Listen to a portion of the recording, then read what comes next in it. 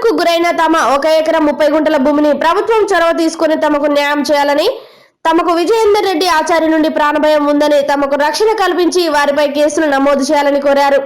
తమ పిటిషన్ పై ఇప్పటి వరకు అనుముల మండలం పోలీసులు కేసు నమోదు చేయకుండా తమపైనే తిరిగి దాడులు పాల్పడుతున్నారని బాధితుడు గొట్టిముక్కల మాధవాచారి అన్నారు. ఆదివారం నల్గొండలో ఏర్పాటు చేసిన విలేకరుల సమావేశంలో వారు మాట్లాడారు. మాధవాచారి మాట్లాడుతూ అనుముల మండలం ఇబ్రహీంపేట గ్రామ శివారులో సర్వే నెంబర్ 335లో తమకు వారసత్వంగా ఉన్న 1 ఎకరం 30 గుంటల భూమిని అదే గ్రామానికి చెందిన కొందరు వ్యక్తులు దౌర్జన్యంగా ఆక్రమించుకున్నారని అన్నారు. తమకు న్యాయం జరిగేంత వరకు పోరాడతామని అన్నారు. నా మీద 18వ తారీఖు హత్య ప్రయత్నం జరిగింది. శ్రీనివాసాచారి అతనికి సంబంధించిన వాళ్ళు కొంతమంది హత్య ప్రయత్నం చేయడం జరిగింది. ఆ విషయంలో నేను నల్గొండ జిల్లా ఎస్పీ గారికి కంప్లైంట్ చేయడం జరిగింది. ఎస్పీ గారు సిఐ గారికి డిక్లరేషన్ మాకు ఇస్తూ స్థానిక పోలీస్ స్టేషన్ కలవమని చెప్పారు. మేము అక్కడ కలిసాము.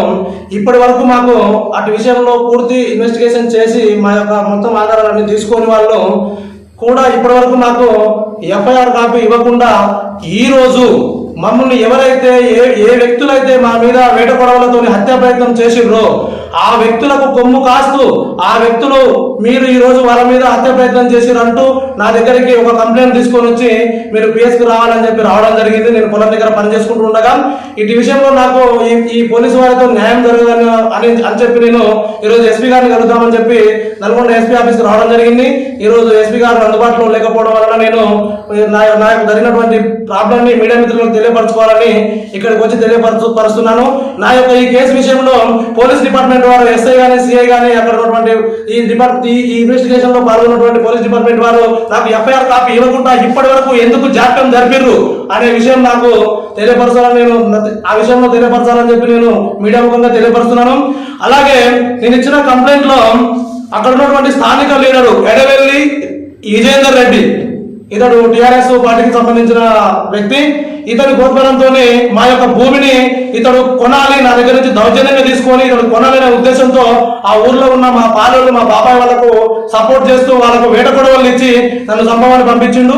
అటు విషయాన్ని మా బాబాయ్ కొడుకు వచ్చి నాకు విజేందర్ రెడ్డి దొర ఉన్నాడు రా, నేను చంపిదాన్ని నేను పీకలేవు, నువ్వు ఆయన అన్ని చూసుకుంటున్నాడు, ఆయన వేసేవన్నాడు అని చెప్పి బెదిరిస్తుండగా నేను భయభ్రాంతులకు గురై ప్రాధాయపడితే 24 hours టైం ఇస్తున్నా కొడుక, నీకు నువ్వు విని తెలియకపోతే నిన్ను మర్డర్ చేస్తామని చెప్పడం జరిగింది. ఆ తర్వాత నేను ఎస్పీ గారికి కంప్లైంట్ ఇచ్చినాం.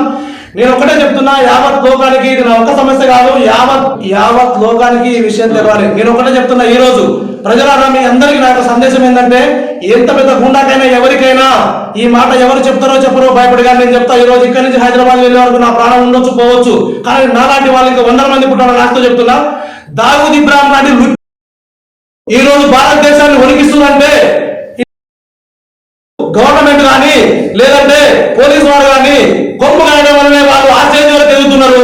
దయచేసి మన భారతదేశంలో మనకు దావూద్ ఇబ్రాహిం లాంటి నృత్యాన్ని పుట్టకుండా ఉండాలంటే పోలీస్ డిపార్ట్మెంట్, జ్యుడిషియల్ డిపార్ట్మెంట్, రాజకీయ వ్యవస్థలను చిత్తశుద్ధితో రాజ్యాంగపరంగా పనిచేయాలని నేను మీడియా ముఖంగా తెలియపరుస్తున్నా, బాధను వ్యక్తపరుస్తున్నాను. ప్రజలారా భయపడకండి, ఎంత పెద్ద వారికైనా భయపడకండి. నేను చెప్తున్నా, దావూద్ ఇబ్రాహిం పేరు చెప్పగలిగే వాళ్ళు ఉన్నారని నేను చెప్తున్నా. ఈ రోజు నేను చావచ్చు బతకొచ్చు హైదరాబాద్ వెళ్ళేసరికి, కానీ దావూద్ ఇబ్రాహిం లాంటి నా కొడుకులు మన భారతదేశంలో దేశద్రోహులు ఉండకుండా ఉండాలంటే పోలీస్ వ్యవస్థ, జ్యుడిషియల్ వ్యవస్థ అంతా కూడా సక్రమంగా రాజ్యాంగపరంగా పనిచేసినట్లయితే అలాంటి పరిస్థితులు అవుతుందండి. ఈ రోజు నా మీద హత్య ప్రయత్నం జరిగినాక కూడా ఇప్పటి వరకు కూడా ఎఫ్ఐఆర్ చేసి అతన్ని జ్యుడిషియల్ రిమాండ్ పంపించకుండా కొమ్ము కాస్తూ నాకు ఎఫ్ఐఆర్ కాపీ ఇవ్వకుండా మరి అదే వ్యక్తులు నా మీద కంప్లైంట్ చేస్తే నీ మీద కంప్లైంట్ వచ్చిందని చెప్పేసి కౌంటర్ పిటిషన్ తీసుకుని నా దగ్గరకు వచ్చి తప్పుడు మార్గంలో నన్ను అరెస్ట్ చేయాలని చూసినటువంటి అక్కడ అనుమతి పిఎస్ ఉన్నటువంటి ఎస్ఐ గారు కానీ సిఐ గారు కానీ ఇది చాలా అన్యాయం అని చెప్పి నేను తెలియపరుస్తున్నా.